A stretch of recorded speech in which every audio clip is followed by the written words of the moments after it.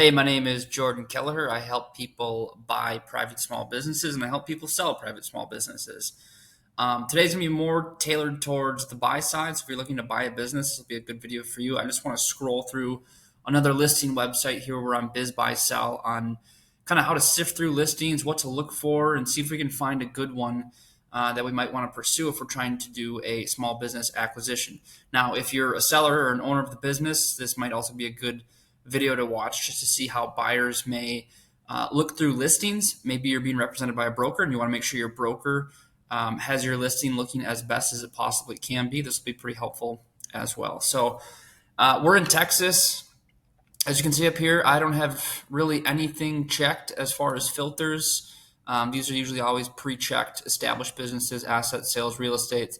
That's fine. I'm never really interested in startup businesses. I'm going to pass on that. So those are usually always pre-checked.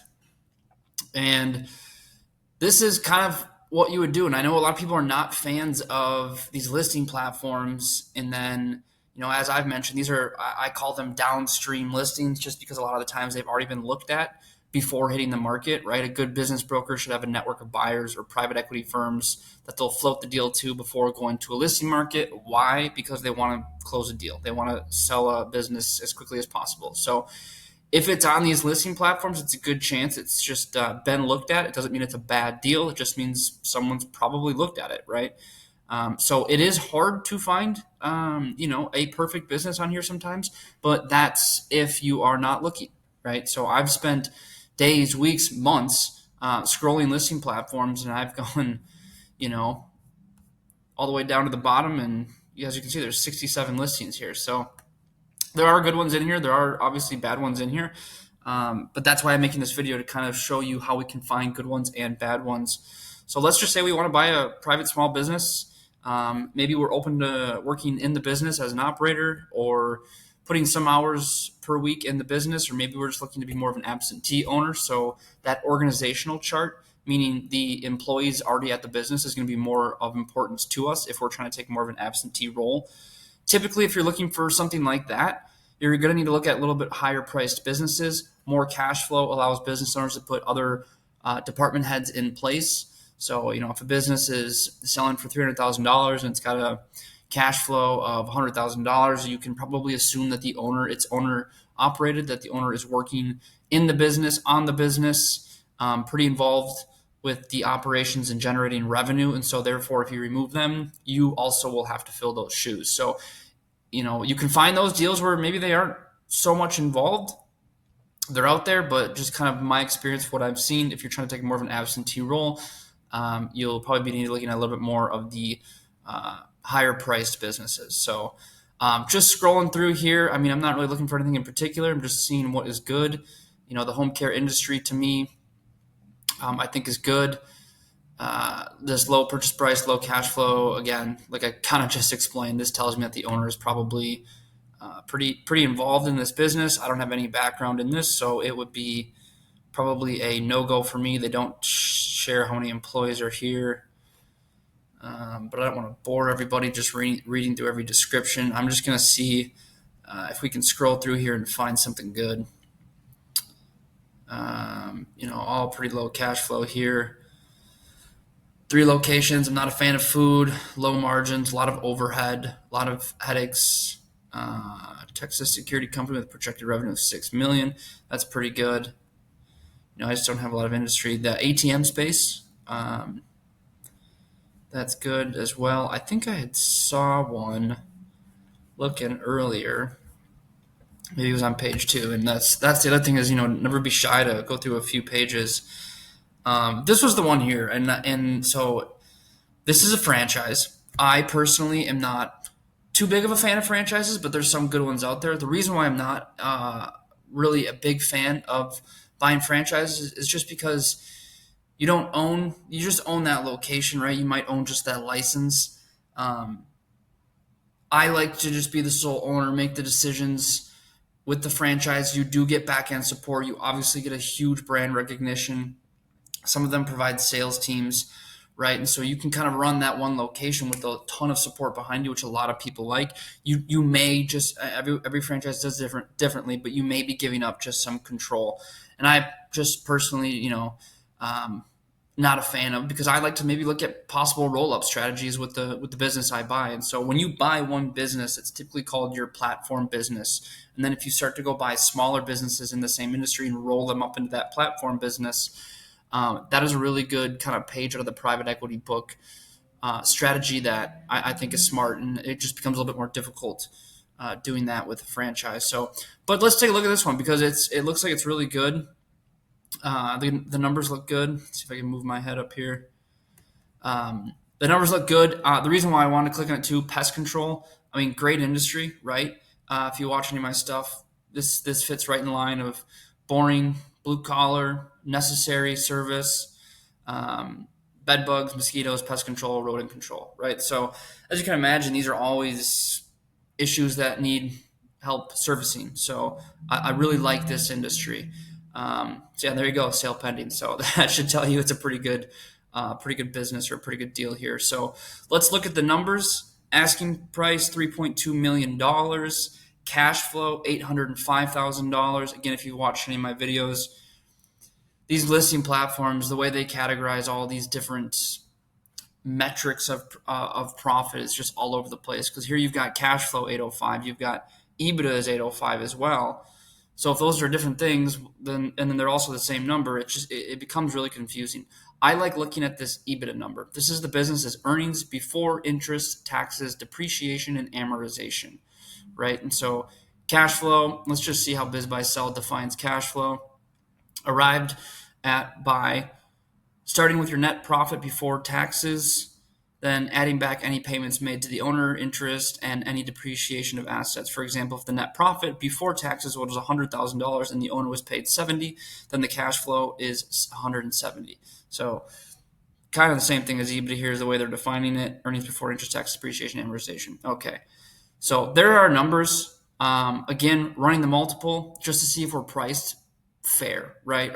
Are they asking for something at a ridiculous price? Let's see if we can figure that out.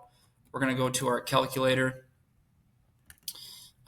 This really isn't too much of importance, but I always just kind of like to see what that number is. So you take the purchase price and you divide it by the EBITDA, and it gives you a 3.9. I think it's a pretty fair multiple, pretty fair asking price. Now, what else do we have? They don't give any inventory, furniture, fixture, and equipment. They don't show anything here. Established in 2012. So what is that? 12 years ago. So again, anything over 5 years is good. Anything over 10 years is a plus, right? And again, I mentioned this a lot, but 65% of businesses fail in the first 10 years. And so if we can skip that failure phase and find established businesses that are at least 10 years old, that's a really good sign. Now, going down into the business description, the company is a franchisor in 28 cities, service areas affordable. The customer mix is 60% commercial, 40% residential. That's pretty good, evenly split. 805 seller discretionary earnings. So here you go. This is what I'm talking about. Cash flow 805, EBITDA 805, SDE 805, right? They're all different metrics of measuring profit, however you want to define them, however you want to move line items around, however you want to, whatever expenses you want to add back to the net profit, right? They're just, again, I think I've said this in my last video, but this is, I think, the problem people have with the terminology in this industry is that it can be difficult to understand, right? And I think that's why people have a hard time getting into, this types of conversations, because it's like, what's seller discretionary earnings? What's EBITDA? What's cash flow?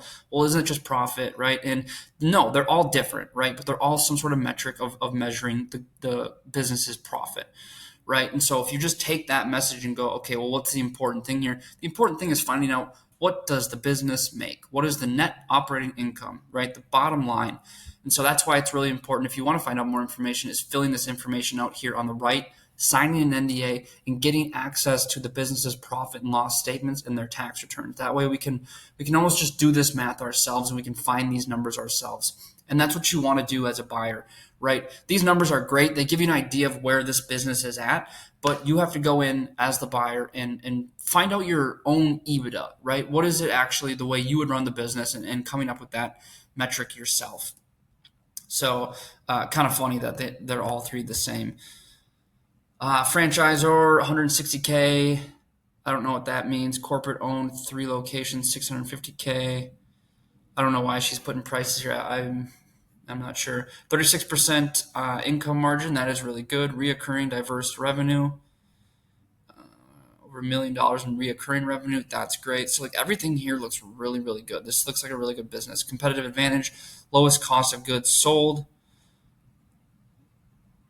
Environmentally friendly, barrier to entry, franchise operations. Franchisor has a call center. See, that's what I was saying. So here's your back end support, right?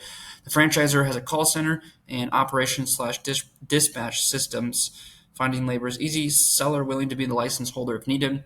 So yeah, you probably, I mean, obviously you need a license here for this type of business. I'm not an expert in this business, so I'm assuming it's maybe for the pesticides or hazmat chemicals. Or maybe operating some sort of machinery. I'm not sure, but you need a license in order to do it. So that's a good plus there that the seller is willing to hold that license for you. Corporate owned franchises. Okay.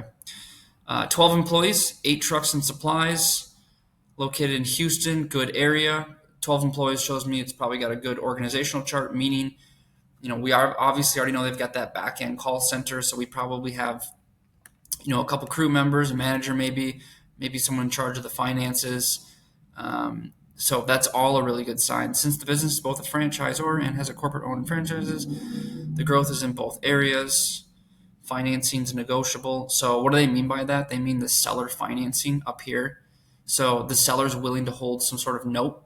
So if you wanted to go to the bank and get an SBA loan, you could drop your down payment down a little bit if the seller will be willing to hold maybe a 10-15% seller note, right? So 10 to 15% of this $3 million. So if you want to put in an offer and say, hey, seller, would you do a 10% seller note? So it'd be 10% of this 3.2, which would be $320,000. And then you would go and finance the remaining. So 320 minus $320,000 minus, or 3 million, subtract that $320,000. Geesh. So, and then you would go to the SBA and you'd finance the rest. So that would be kind of a nice way of maybe lowering your down payment a bit. What else we got here? All necessary training to transition with success. There's a great team in place. So you would, a lot of these franchise businesses, they want you to be trained before coming on board to their franchise. So they would train you in. Most of the times they're going to fly you to their location and train new owners of the franchise. Retirement owner has been in the industry for 20 years. That's always a good sign. Business is an established franchise. So everything here to me so far looks really good. Looks like they may have attached a teaser.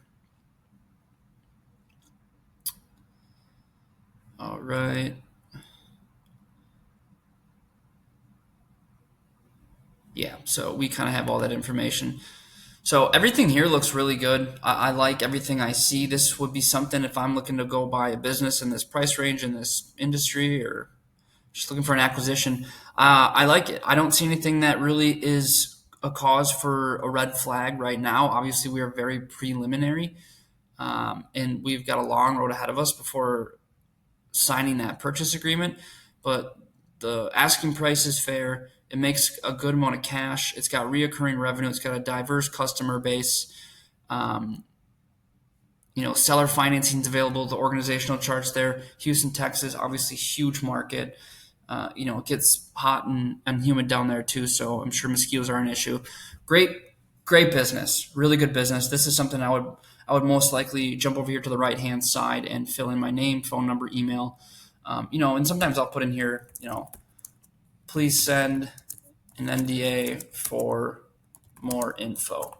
Kind of just lets them know, what you're talking about, the process, and it just makes them feel comfortable. So most likely after you do that, looks like Britt is the listing broker here. So she should reach out to you, give you an NDA. You'd fill it out and off you go to do more of your vetting of this business. So I hope this helps. I hope it helps show again what to look for. What kind of red flags are we looking for? What kind of green flags are we looking for? As you can see, I start with the numbers real quick. Make sure we've been in business for a decent amount of time here, 2012. Kind of take a look at the description if there's anything in here that pops out. Nothing too crazy. And then jumping down here to more of the details, employees, 12, good. Obviously, Houston, great market. Seller financing available. Business owner retire or selling for retirement, right? Nothing weird going on there. Just makes sense. Again, this baby boomer wave selling off. So overall, I like this business, and I don't see any issues as far from the listing information here. So if you have any questions, let me know. Otherwise, I hope this is helpful.